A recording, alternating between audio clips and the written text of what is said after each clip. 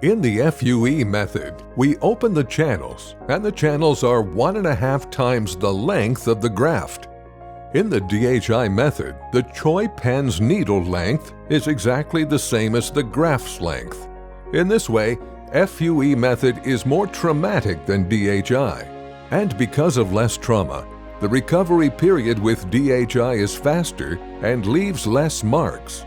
With these micro-level marks, we get more natural results with DHI technique. The density in FUE technique would be less than DHI because in FUE technique, we require bigger channels than the grafts.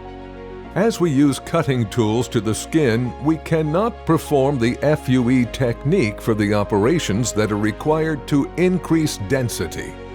On the other hand, the DHI method is more suitable to increase density operation. As we use the Choi pens, we can give the same direction to the implanted grafts with natural ones. Besides, it is required to shave the hair with the FUE method. But with the DHI method, it is optional, so a DHI operation can be performed without shaving the hair.